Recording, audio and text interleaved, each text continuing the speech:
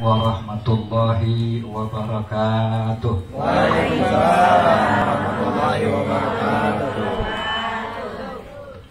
Alhamdulillahilladzi an'ama ni'matal iman wal islam wa ashhadu an la ilaha illallah wahdahu la syarikalah wa ashhadu anna Muhammadan abduhu wa rasuluh la nabiyya ba'dah.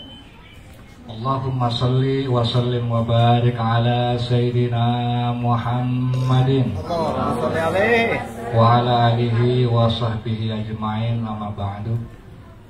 Alhamdulillah, puji beserta syukur marilah sama-sama kita panjatkan kehadirat Allah yang telah menghadirkan kita dalam rangka acara yaitu penutupan sementara pengajian tafsir Al-Quran yang biasa kita lakukan setiap minggunya. Mudah-mudahan dari apa yang telah kita lakukan bisa menjadi bekal wabil khusus untuk persiapan kita di bulan Ramadan. Dan tidak juga lupa salat beserta salam marilah kita limpah curahkan kepada Nabi kita Muhammad sallallahu alaihi wasallam. Seperti yang tadi dibilang oleh MC bahwa Ramadan ini adalah bulan pilihan Allah. Yang menjadi pertanyaan, kenapa Allah memilih bulan Ramadan? Kan begitu. Nah sebenarnya Bu, dalam masalah memilih, Allah banyak memilih satu hal yang khusus dari yang umum di berbagai hal. Dalam satu kesempatan Allah memilih tempat yang khusus di antara banyak tempat yang ada di muka bumi, yaitu Mekah. Dan juga dalam kesempatan lain Allah memilih ibadah khusus yang gak boleh ditinggalkan dengan alasan apapun, yaitu sholat di antara ibadah-ibadah yang lain. Dan juga Allah memilih bulan yang khusus di antara bulan-bulan yang ada yang seperti kita ketahui adalah Ramadan. Dan Allah juga memilih manusia khusus di antara manusia yang ada di muka bumi, yaitu Nabi Muhammad sallallahu alaihi wasallam. Nah, apa alasan Allah memilih? Apakah Allah memilih untuk memanjakan yang dipilihnya? Apakah Allah memilih untuk merendahkan selain yang dipilihnya? Ini timbul jadi pertanyaan. Kalau misalnya kita mengatakan bahwa Allah memilih untuk memanjakan yang dipilihnya, maka kita lihat dari sejarah Nabi, Bu. Sekarang kita cerita Nabi aja sebentar. Nabi ketika beliau usia 2 bulan dalam kandungan, itu udah ditinggal sama bapaknya. Ya kan? Ketika Nabi beranjak dewasa bersama ibunya sampai usia 6 tahun, si ibunya ini Aminah kangenlah sama suaminya. Maka ibunya ngajak Nabi Muhammad ziarah ke makam bapaknya, yaitu di Madinah. Nah, setelah berziarah maka pulanglah kembali dia ke Mekah. Dan ternyata di tengah perjalanan di sebuah desa Abwa, ibunya sakit. Dan gak cuma sakit, ibunya ternyata menghembuskan nafas terakhirnya di Abwa.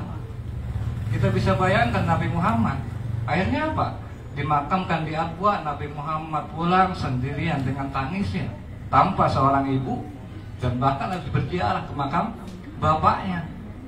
Bukan cuma itu, akhirnya pengasuhan pun diambil alih oleh kakeknya, yaitu Abdul Muthalib.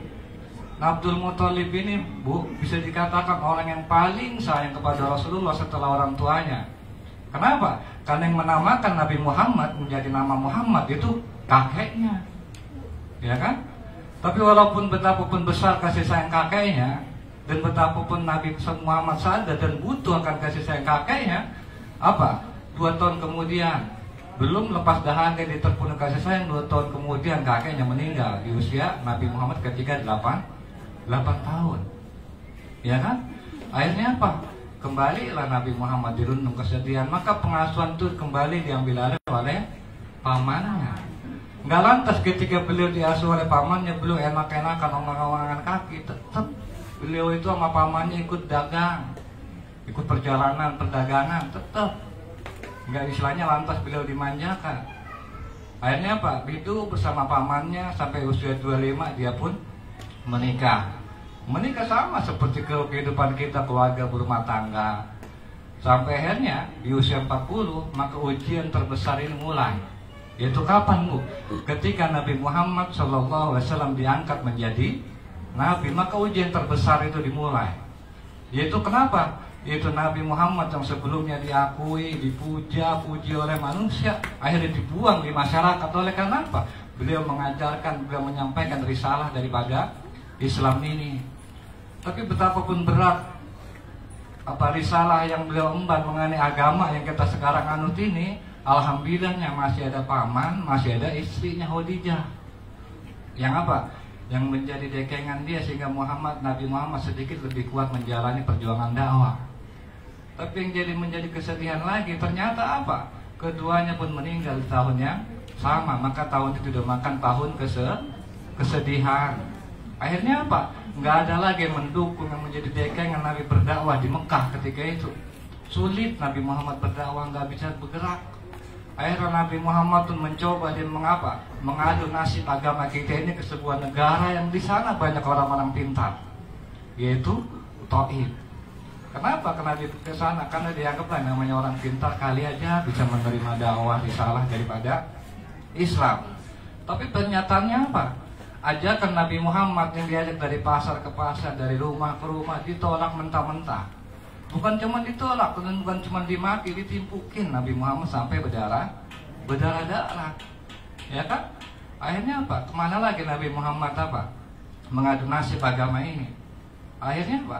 Nabi Muhammad pun pergi hijrah ke Madinah.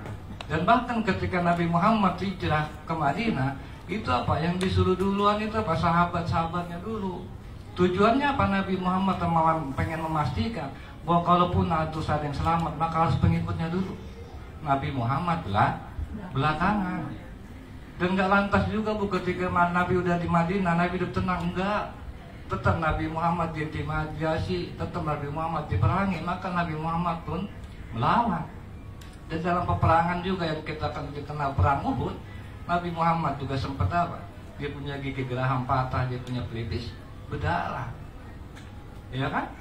Dan bahkan puncaknya ketika Islam pada akhirnya diterima dengan istilah yang kita kenal dengan Futuh Makkah, Nabi Muhammad diangkat oleh Allah Subhanahu wa Ta'ala, diwafatkan. Artinya Nabi Muhammad kalau kita lihat dari awal kehidupannya sampai dia akhir kehidupannya, ada nggak Nabi Muhammad itu dimanjakan oleh Allah Subhanahu wa Ta'ala?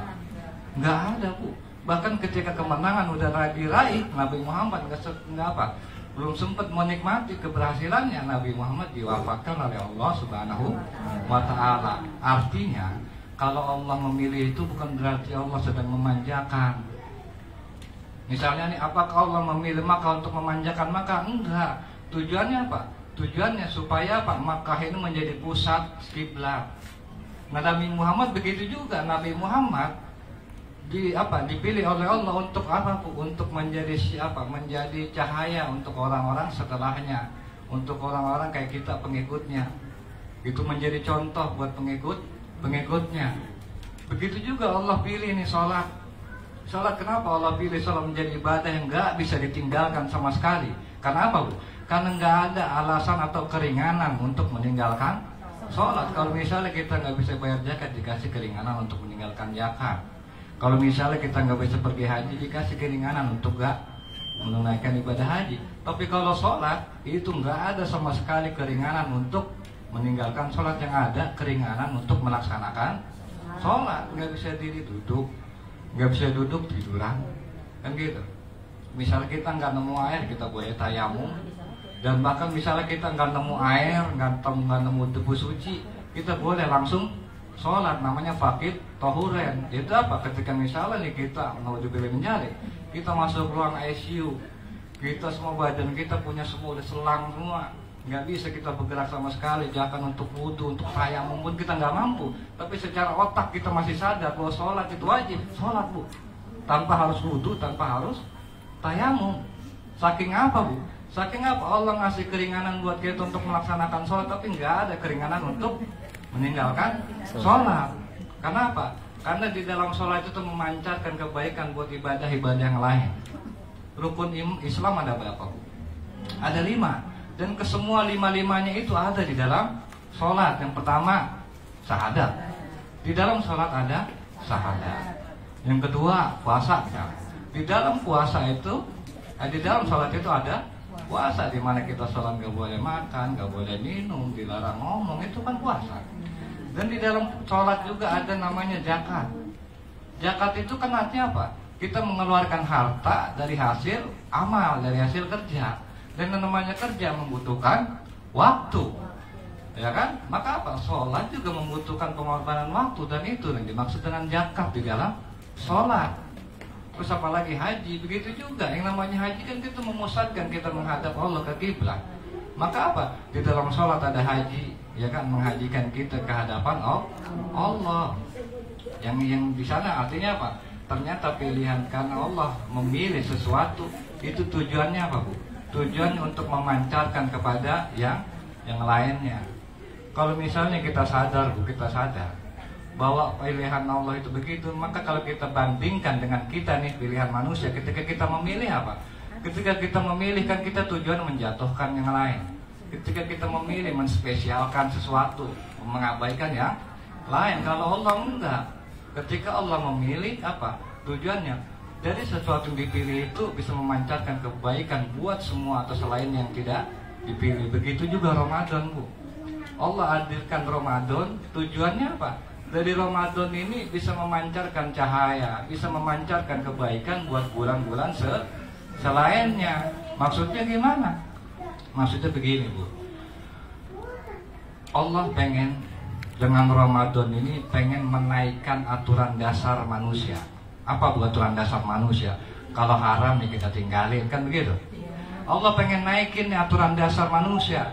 Yang dimana di dalam puasa, jangankan yang haram, yang halal aja kita dilarang. Makan, halal buat kita dilarang itu kalau bulan puasa. Berhubungan suami istri halal bagi kita, pasangan kita, tapi diharamkan oleh Allah. Kan begitu. Artinya Allah menaikkan standar ketentuan kita. Tujuannya apa? Tujuannya kita jangan sampai ngelanggar apa aturan dasar kita. Setelahnya apa? Supaya yang haram kita jadi tinggalin. Buktinya apa? Di Ramadan kita mampu kok, yang halal aja kita bisa tinggalin, apalagi yang haram. Nah sekarang bagaimana maksud daripada Ramadan ini bisa memancarkan cahaya buat bulan-bulan selainnya? Nah, yang perlu kita ketahui, Bu, kalau kita pengen tahu bagaimana Ramadan bisa memancarkan cahaya atau kebaikan buat bulan-bulan selainnya, yaitu apa, Bu? Kita harus tahu dulu hakikat daripada puasa. Hakikat daripada puasa itu apa sih, Bu? Yaitu apa? Menahan diri, mengontrol diri untuk sepakat terhadap aturan-aturan Allah. Kayak misalnya nih puasa nih. Puasa itu kenapa? Menahan diri untuk gak makan, mengontrol diri untuk gak berhubungan dengan suami istri. Atas dasar kita sepakat sama Allah. Itu namanya puasa, dan itu hakikat puasa. Dan itulah puasa yang diajarkan Ramadan. Salah satu contoh puasa yang diajarkan oleh Ramadan. Kenapa saya bilang salah satu contoh puasa yang diajarkan Ramadan? Karena sejatinya, Bu, setiap hidup kita, setiap apapun kegiatan kita itu perlu ada puasanya. Satu contoh, berkeluarga, dalam berkeluarga. Dalam berkeluarga itu perlu, Bu, ada puasanya. Misalnya saya seorang suami, ya kan? Saya bisa aja misalnya nih menghinain, maki-maki istri saya, merendahkan istri saya, menzolimi istri saya. Tapi kan Allah punya aturan yang dimana kita harus memuliakan istri, ya kan? Membahagiakan istri. Nah tinggal pilih mana, mau membahagiakan apa mau menghinakan. Kalau misalnya saya mau puasa, mengontrol diri, menahan diri untuk sepakat sama Allah, maka ketika itu saya sedang berpuasa. Begitu juga ibu-ibu sebagai istri. Ibu-ibu sebagai istri, kalau menurut aturan Allah kan ibu-ibu harus memuliakan yang namanya suami. Jangan direndahin itu suami, betapapun jelek buruknya dia, tetap kita harus muliakan, itu aturan Allah.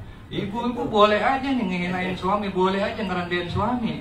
Cuman ibu-ibu mau nggak mengontrol diri, menahan diri untuk sepakat terhadap aturan Allah ini yang tadi saya bilang. Kalau misalnya ibu-ibu mau sepakat sama Allah, maka ketika itu ibu-ibu sedang berpuasa.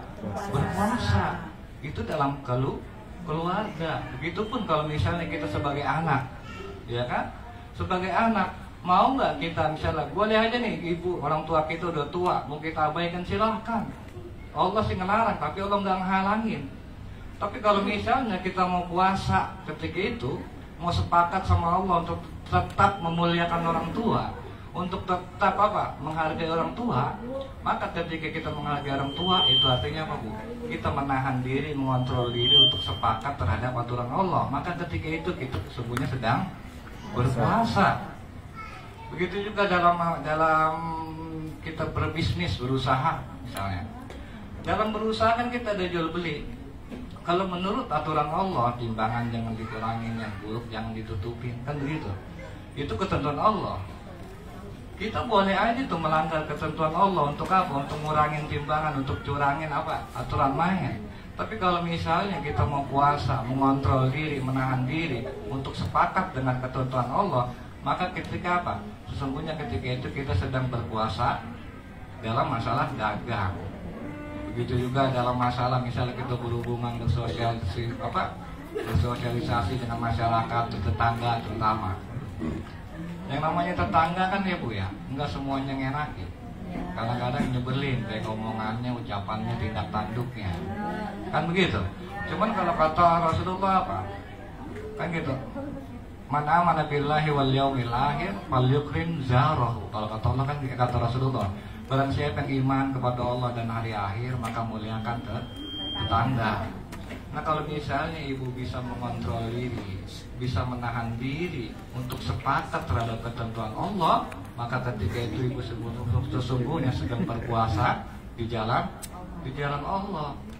Apapun itu kayak kita nih pengajian Bu, ini pengajian juga perlu namanya ada puasanya. Yang namanya pengajian kadang-kadang kita malas, ya nggak? Kadang-kadang kita segan. Tapi menurut aturan Allah, ketentuan Allah, kita dituntut untuk menuntut ilmu. Kalau misalnya kita mau ikut aturan Allah untuk tetap ngaji, maka sesungguhnya ketika itu kita sedang berpuasa di jalan Allah. Begitupun terhadap sikap satu sama lain. Yang tua harus menghormati yang muda, itu kan ketentuan Allah. Yang tua harus menyayangi yang muda harus menghormati orang tua, itu ketentuan Allah. Tapi kadang-kadang yang tuanya juga istilahnya ngeselin, yang mudanya ngomong gitu. Iya, kadang-kadang kan gitu.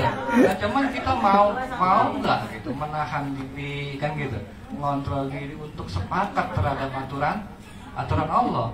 Kalau misalnya Bu, kalau ibu mau berpuasa terhadap ketentuan Allah, insya Allah pengajian kita yang seperti yang Ustaz Ujang bilang, semakin banyak manusianya semakin kompleks permasalahannya.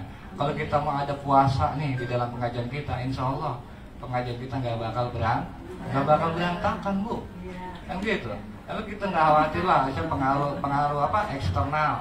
Kata orang juga nggak mungkin terlalu jahil sama pengajian kita. Tapi kan yang kita khawatir justru kita hancur dari dalam tadi karena perselisihan.